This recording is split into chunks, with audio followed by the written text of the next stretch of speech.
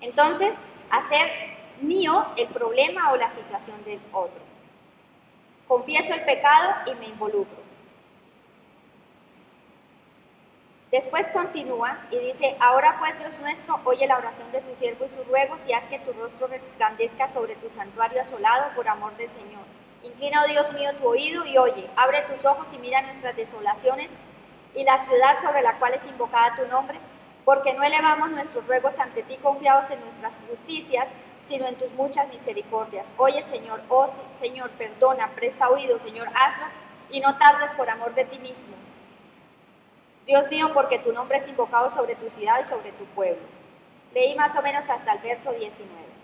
Después viene la respuesta del Señor, que es a partir del verso 20 de Daniel 9, y dice, aún estaba hablando y orando y confesando mi pecado y el pecado de mi pueblo Israel, y derramaba mi ruego delante de Jehová mi Dios por el monte santo de mi Dios. Aún estaba hablando en oración cuando el varón Gabriel, a quien había visto en la visión al principio, volando con presteza vino a mí como a la hora del sacrificio de la tarde, y me hizo entender y habló conmigo diciendo, Daniel, ahora he salido para darte sabiduría y entendimiento. Al principio de tus ruegos fue dada la orden y yo he venido para enseñártela porque tú eres muy amado. Entonces, entiende pues la orden y atiende la visión. Vino una respuesta del Señor. Continuemos con Daniel capítulo 10 y vamos a darnos cuenta qué ocurre cuando nosotros estamos intercediendo. Dice a partir del verso 12, del 12 al 14, Daniel 10, del 12 al 14. Dice, entonces me dijo, Daniel, no temas, porque desde el primer día que dispusiste tu corazón a entender y a humillarte en la presencia de tu Dios, fueron oídas tus palabras, y a causa de tus palabras yo he venido, mas el príncipe del reino de Persia se me opuso durante 21 días, pero he aquí Miguel, uno de los principales príncipes, vino para ayudarme y quedé allí con los reyes de Persia. He venido para hacerte saber lo que ha de venir a tu pueblo con los postreros días, porque la visión es para esos días. ¿Qué ocurrió aquí? Ocurrió una batalla espiritual. ¿Quiénes se opusieron? Los príncipes. No cualquier príncipe va a venir a pelear con ellos, ¿verdad? Eran demonios. Él pertenecía al reino de ¿quién? De Satanás. ¿Qué venía a hacer? A interponerse a lo que Daniel estaba haciendo. Daniel duró orando 21 días hasta que Gabriel vino. No paró hasta escuchar la respuesta. Dios nos da esa carga en el espíritu de seguir orando por determinada cosa hasta que se da la respuesta. Pero yo debo tener en cuenta algo. Hay una batalla espiritual. Cuando estamos intercediendo, ahí ya se inicia una guerra espiritual que nosotros somos vencedores, no conquistadores, vencedores en Cristo Jesús, dice la Biblia. Amor, y miren, él duró 21 días, ¿sí? Hasta que llega la respuesta. O sea, ¿cuánto está uno dispuesto a orar? 2 veces, 3 veces por una misma cosa. Y de pronto entonces uno dice, ya oré 3 veces y Pablo oró 3 veces. Eso debe ser que como a Pablo el Señor le dijo que no le iba a sanar, pues ya no oro más. Yo tengo que orar hasta el milagro, ¿cierto? O hasta que Dios me diga que no, como le dijo a Pablo, ya ¿cierto? le quita la carga. Pero el intercesor no para, el intercesor ora, ¿sí? Y aún por cuestiones también de sanidad, oro por enfermos, no es ahora vuelvo y oro, y vuelvo y oro, y vuelvo y oro, y vuelvo y oro, hasta que se sane, ¿eh? Porque el intercesor quiere ver un milagro, el intercesor como ahí no se detuvo. Dice, al momento en el que empezaste a orar, ¿sí? Se dio la orden. O sea, imagínense el poder que tenemos nosotros como intercesores. Al momento en que empezaste a orar, se dio una orden ¿en dónde? En las potestades celestiales. Su intercesión y mi intercesión desata el poder de Dios. Sí. Impresionante el poder de la intercesión. Mire, y aquí, ¿qué pasó? Le salió un príncipe al encuentro, un principado, no venía solo, ¿sí? Por eso es tan importante que nosotros también, dime. Pero pregunto ahí, porque yo una vez estudiando lo que estaba con Efesios, cuando habla de la jerarquía espiritual, yo ahí entendía lo fuerte que era este espíritu que se iba acompañado mucho más. Montones, era un ejército. El espíritu que gobernaba todo el reino de Persia. Territorial, exactamente, territorial. Exactamente, que querían mantener como al pueblo de Israel esclavo. Se le iba a salir a causa de la oración de un hombre. Uno solo estaba moviendo eso. Uno ¿Sí? solo estaba moviendo una batalla celestial. Y nosotros podemos hacer lo mismo. Mire, he hecho oraciones que me aterran. O sea, yo digo, Señor, wow, respondiste esto tan espectacular.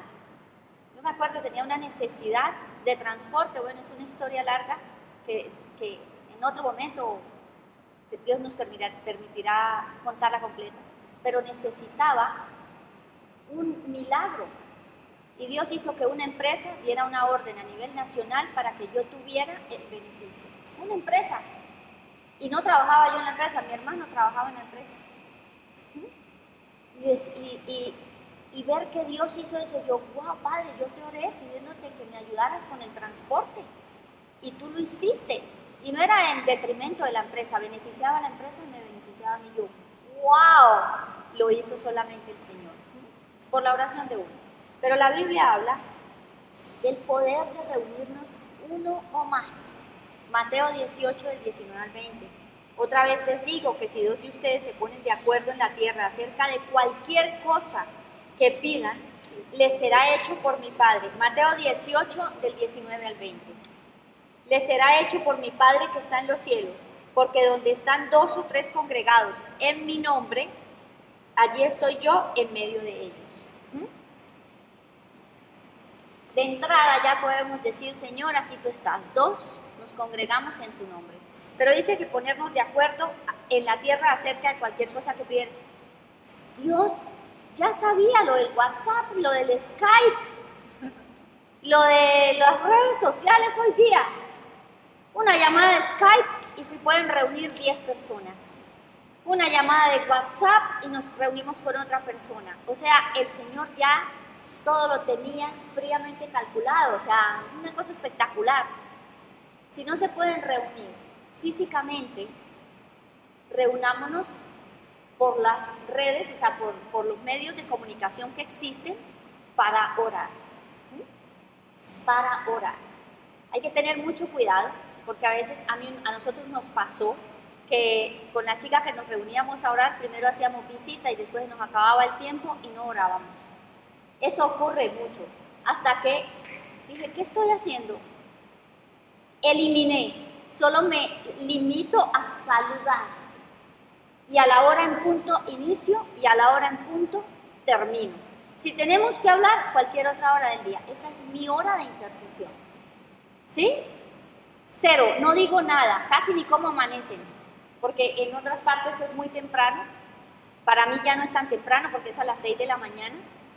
Pero de todas maneras, me queda bien.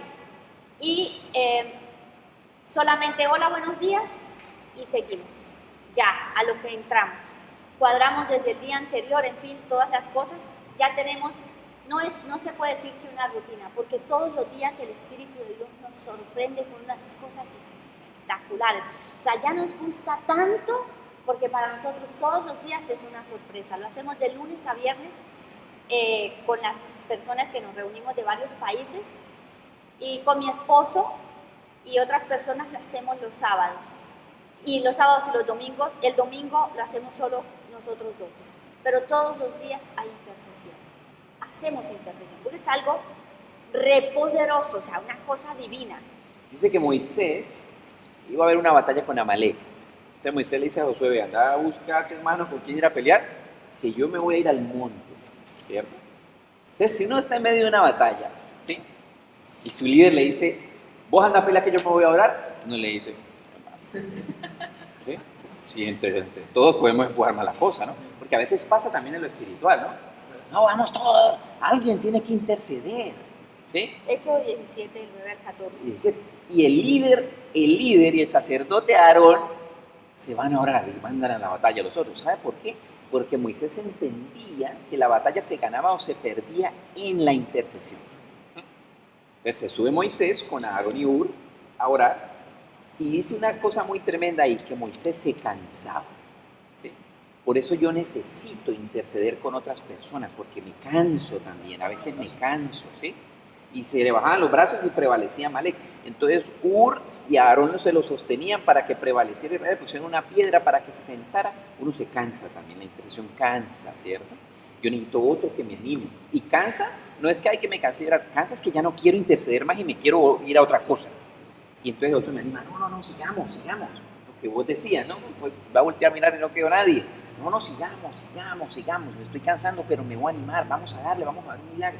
Porque a veces no quiero volver a interceder. Claro. Y es tremendo eso que dice ahí el poder de la intercesión grupal, ¿no? Mire, y otra cosa, el hecho de que yo tenga una cita con Luisa me obliga a estar conectada, porque yo sé que tengo la responsabilidad delante de Dios, pero me ayudo con mi cita con Luisa. Y porque Luisa me manda el WhatsApp, si no me timbra por Skype, porque eso es lo que a mí me pasa, me timbra la una, me timbra la otra, yo le timbro a la una, yo le timbro a la otra, pero intento que estemos más, porque más hay más poder. ¿Sí? Y cada uno Dios le ha dado, dice la Biblia, a cada uno es dada la manifestación del Espíritu para provecho. Yo tengo una manifestación del Espíritu, vos tenés otra, entonces estamos uniendo dones, talentos, recursos espirituales en la intercesión para que sea más efectivo, para que haya otro tipo de revelación, discernimiento. El Señor me está mostrando esto, dice el uno, el otro el que tiene palabra de ciencia, el Señor me está revelando esta cosa, el que tiene profesión, qué sé yo. Pero tenemos que aunar el ejercicio de los dones del Espíritu en la intercesión. Bueno, ¿qué se hace en una intercesión? Jeremías 1:10. Este verso es divino. Dice, mira, en este día te pongo, y ponte ahí el nombre. En este día te pongo, el Señor me dice, en este día te pongo Ángela. Dice, sobre naciones y sobre reinos, para arrancar, para destruir, para desolar, para derribar, para edificar y para plantar. ¿Qué es eso? Guerra espiritual. Nos dieron toda la autoridad para atar y desatar, para permitir y para prohibir. ¿A quién? Al reino de las tinieblas. Usted no va a arrancar personas, no vamos en arremetida contra los seres humanos, vamos contra el reino de las tinieblas. Esa es la batalla. Que el gobierno se opone a la iglesia, por ejemplo. ¿Quién está detrás de eso? Satanás. Yo no voy en contra del presidente, yo voy en contra de la obra de las tinieblas que está detrás, que es quien aconseja y hace que eso cobre fuerza, porque todos nos movemos en un mundo espiritual, ¿sí? Desde acá se están moviendo los hilos. No dejemos que Satanás mueva esos hilos. ¿A través de qué? De la oración, del brazo de Dios, del poder del Espíritu Santo. O el intercesor no puede perder el foco y ponerlo en la persona, ¿no? No, es que este fulano. No. El intercesor claramente entiende que es el enemigo, ¿eh? No es lucha contra carne y sangre, es el enemigo. Cuando yo estoy intercediendo y ya me enfoqué en la persona, ya me estoy perdiendo el foco. Entonces, claro. no dejemos que el enemigo nos haga perder el foco. Y segunda cosa importante, miren, ojo con esto. No deje que el enemigo le meta el cuento de que usted es tan pecador que no puede ser un intercesor. Eso es un espíritu de mentira.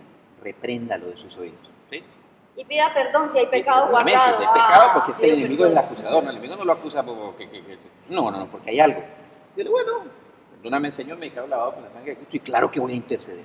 Claro que lo voy a hacer en nombre de Cristo. Entonces, si usted escucha eso, que porque el enemigo le habla, ¿sí? Repréndalo. Te reprendo, espíritu inmundo, mentiroso, acusador. No tienes autoridad para acusarme. Confieso mi pecado, me limpio, me aparto, fortaléceme, Señor. Pero no deje que el enemigo lo saque por la lucha que usted está viviendo en la carne. No deje que el enemigo lo saque. Bueno, dice, a eso nos han comisionado y eso vamos a hacer en la intercesión. Y hemos sido equipados para esto. O sea, no estamos que nos mandaron allá debiluchos y carnada para que hagan con nosotros lo que quieran. No, el Señor nos ha equipado, es una cosa divina. Varias cosas. Tenemos a nuestro favor la obra de la cruz. ¿Sí? La obra de la cruz. Todo lo que Cristo hizo en la cruz. es bastante, y está a nuestro favor. La obra de la cruz, la sangre que derramó Cristo en la cruz, la obra de la cruz, la muerte que llevó nuestra muerte, ¿sí? Todo lo que estaba podrido en nosotros y muerto, Jesucristo le dio vida en la cruz. Y la resurrección que nos dio libertad y nos hizo vencedores. La maldición quedó en la cruz. La esclavitud quedó en la cruz. Yo tengo que recordarle a las tinieblas que la obra de la cruz está vigente, es real y está a mi favor. En la cruz fue Satanás sometido debajo, Colosenses 2, debajo de los pies del Señor, y fue exhibido públicamente, o sea, no sirve para nada, o sea, es decir, dijo, mire, públicamente les muestro esto, está vencido. El acta de decretos que Satanás había hecho a nuestro favor en la cruz se rompió. ¿Por qué? Porque esto es algo que nosotros tenemos a nuestro favor, entonces debemos usar, y vamos a estudiar un poco más de la obra de la cruz. Es decir, en la cruz se llevaron las enfermedades, estudiemos todo. ¿Qué hace la sangre? Abrió un camino nuevo y vivo. Por sus llagas nosotros hemos sido curados. Todas esas partes se pueden hacer tiempos de intercesión espectacular. Bueno, hemos visto, el Espíritu Santo nos ha mostrado un letargo espiritual en la iglesia, un demonio de letargo. Entonces todo adormecimiento se va. Eso quedó donde en la cruz ya Jesucristo pagó precio. Y declarar la preciosa sangre de Jesús. La obra de la cruz. El siguiente, el poder del Espíritu Santo. El poder del Espíritu Santo fue el que levantó a Jesús de la muerte, no de los muertos. Ese mismo poder es el que está en nosotros. Hacer vigente ese poder. No es nuestro poder, chicos. Es el poder del Espíritu Santo. Entonces lo tenemos. Vamos, reyes, lo tenemos todo, tenemos el poder del Espíritu Santo. Hechos 1:8 y Romanos 8, del 26 al 27. Aquí hay una cosa muy importante. A veces yo no sé cómo orar por determinada situación. Hay cosas que son como complejas. No quiero tocar fibras, digámoslo así.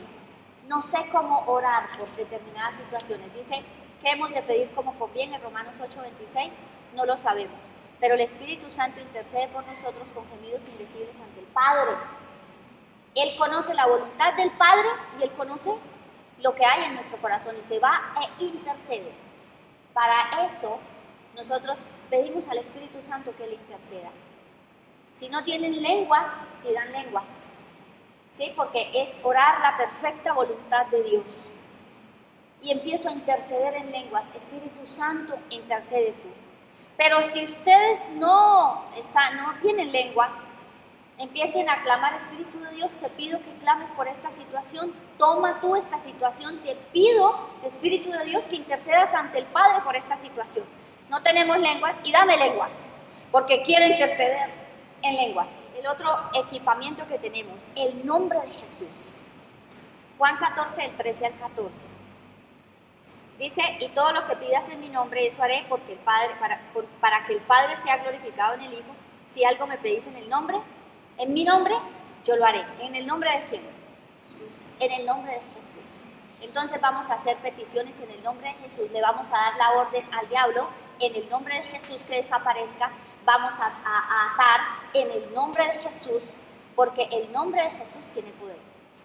No nuestro nombre, no, Ángela, nada. Ninguna Ángela, es el nombre de Jesús.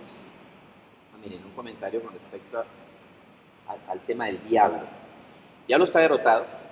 Dice la palabra del Señor que el Señor destruyó, dice eso está escrito, dice que Él destruyó el imperio del maligno. Entonces, si está derrotado, ¿cierto? Si el Señor lo destruyó, entonces uno dice, pero entonces como que la guerra espiritual y eso, o sea, el diablo está derrotado, pero no está muerto, ¿sí? Es un enemigo derrotado, pero no está muerto. Entonces vamos a poner un ejemplo de cómo funcionan las cosas del diablo.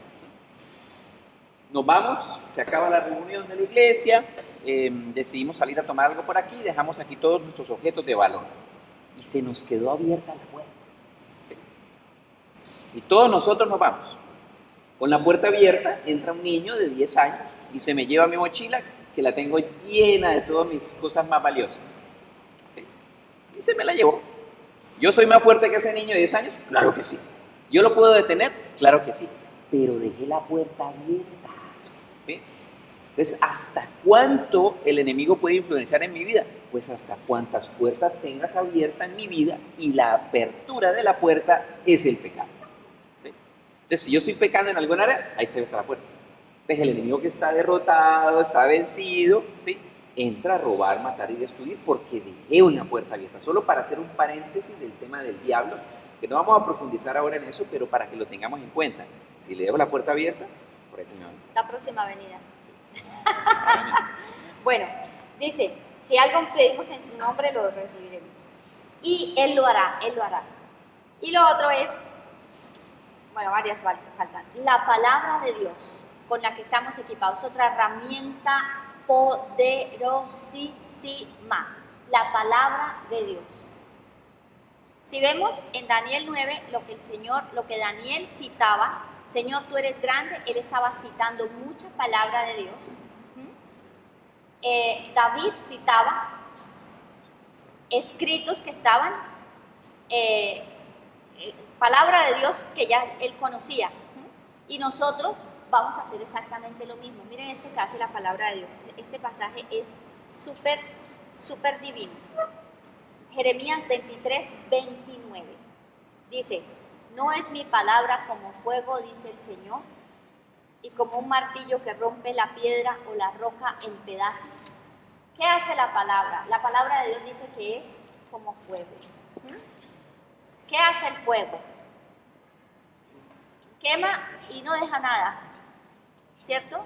Lo consume absolutamente todo. Pero digamos que no consume la roca, ¿sí? Pero la palabra es martillo que rompe la roca. O sea, si no fue el fuego de la palabra, es el martillo de la palabra, pero no queda nada. Entonces, aquí nosotros vamos a tener en cuenta que la palabra de Dios es la que yo debo usar para la intercesión. Mientras yo no me salga de la palabra de Dios, me guardo de caer en murmuración, crítica y juicio durante la oración. Porque yo puedo hacer una oración de crítica, juicio y murmuración. Y no voy a recibir respuesta, porque estaba orando, ¿cierto? Y declarando o sacando a luz el pecado de otros. Entonces, por ejemplo, para que quede más claro, te pido, Señor, que ayudes a Pedro, porque es un mentiroso, chismoso, porque se puso a decir esto. Te pido que no sé qué. No. ¿Cómo? No.